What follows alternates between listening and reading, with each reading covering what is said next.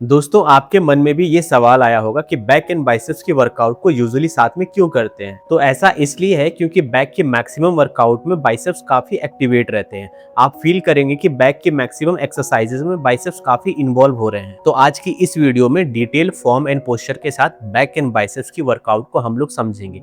लेकिन workout start करने से पहले वार्म अप जरूर करना है ताकि बॉडी वेट ट्रेनिंग के लिए रेडी हो जाए और इंजरी के चांसेस बिल्कुल कम हो जाए और आपकी बॉडी को सिग्नल भी मिल जाए कि अब आप वर्कआउट करने वाले हैं। सो आज के दिन बैक के लिए 5 एक्सरसाइज और बाइसेप्स के लिए 3 एक्सरसाइज करेंगे। सो बैक की first exercise lat pull down करेंगे, टोटल 4 सेट एंड 10 से 12 रेप्स। इस एक्सरसाइज से हमारे लैट्स मसल मतलब लेटसमस डोर्साई डेवलप होते हैं जिससे wider and V shape back निकल कर आता है और साथ में आपके मिड बैक पर भी अच्छा इंपैक्ट आता है। हैंडल की ग्रिप शोल्डर विड्थ पर रखना है जहां से रॉड बेंड हो रही है।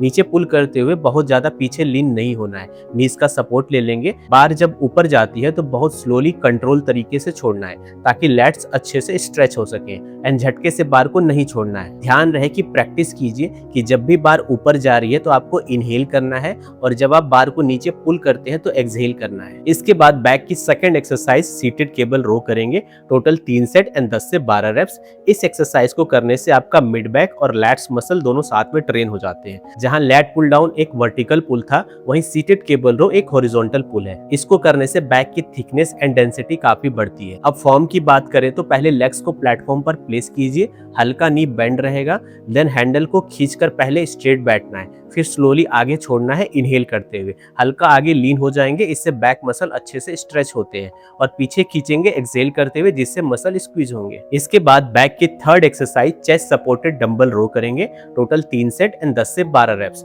यह बेंट ओवर बारबल रो का अच्छा अल्टरनेटिव है। जिसके भी लोअर बैक में पेन होता है उसको यह ट्राई करना चाहिए, इससे बैक की साइज एंड मास ग्रो होती है। बेंच की इंक्लाइनेशन 30 to 45 डिग्री पर रखेंगे। आपकी मिड चेस्ट बेंच से थोड़ा आगे रहेगा।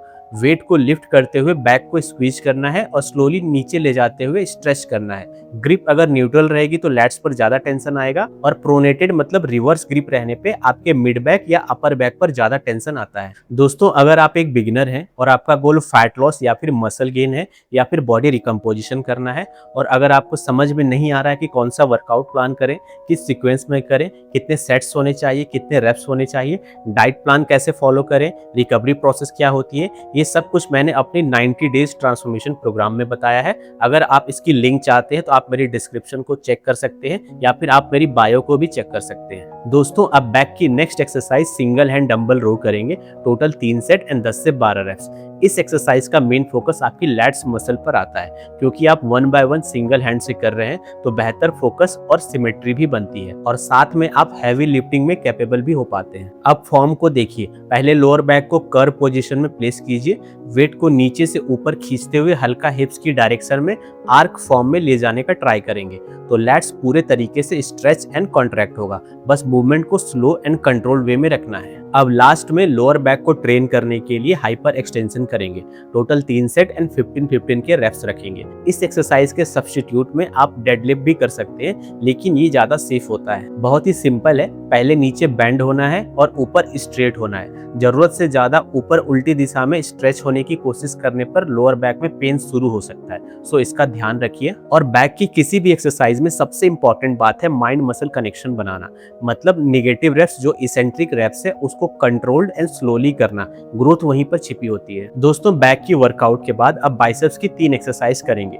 First is barbell curls, 4 set and 10 to 12 reps. Overall biceps size and mass gain करने के लिए बेस्ट एक्सरसाइज है। न्यूट्रल ग्रिप से करने पर ज्यादा टेंशन शॉर्ट हेड पर आता है, मतलब आपका इनर बाइसेप्स, जिससे बाइसेप की विड्थ बढ़ती है। बारबल को ऊपर लिफ्ट करते हुए एल्बो लॉक रखना है, बॉडी ज्यादा सेक ना हो और नीचे बिल्कुल स्लोली लाएंगे, झटके से नहीं छोड़ना है और रेप्स को कंप्लीट करना है, तभी बाइसेप्स अच्छे से स्ट्रेच होंगे। इसके बाद second exercise incline dumbbell curls कीजिए, 3 set and 10 reps each.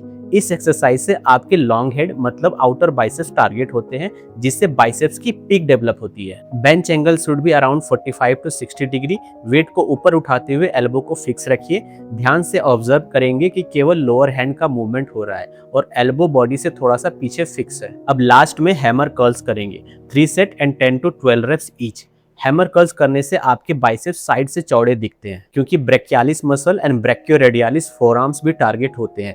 Dumbbell को मिड चेस्ट लेवल तक ही लिफ्ट करना है और नीचे स्लोली ले जाना है, तभी बाइसेप्स की ग्रोथ अच्छी होगी। तो दोस्तों यहाँ पे बैक एंड बाइसेप्स की वर्कआउट कंप्लीट होती है। वेट ट्रेनिंग के बाद हमेशा आपको 5 से 10 मिनट स्ट्रेचिंग जरूर करना चाहिए, और स्ट्रेचिंग करने से आपकी मसल सोरनेस कम होती है, बॉडी की स्टिफनेस कम होती है और आप अच्छा फील करते हैं। स्ट्रेचिंग के बाद आपको लास्ट में 10 मिनट, 15 मिनट, 20 मिनट अपने गोल के हिसाब से कार्डियो जरूर करना चाहिए। इससे आपका कार्डियोवास्कुलर हेल्थ और फैट लॉस भी होता है। वेट ट्रेनिंग के दौरान आपको 2 एक्सरसाइज के बीच में 1 से 2 मिनट का रेस्ट लेना चाहिए और 2 सेट्स के बीच में 30 सेकंड टू 1 मिनट का रेस्ट लेना चाहिए। सो अगर आपको कंप्लीट 90 डेज ट्रांसफॉर्मेशन प्रोग्राम चाहिए तो उसकी लिंक आप मेरी डिस्क्रिप्शन से चेक कर सकते हो, या फिर आप मेरी बायो से जाके ले सकते हैं। इस सीरीज में next video shoulder and core exercise देखने के लिए अभी सब्सक्राइब या फिर फॉलो कर लीजिए। मिलते हैं नेक्स्ट वीडियो में। जय हिंद।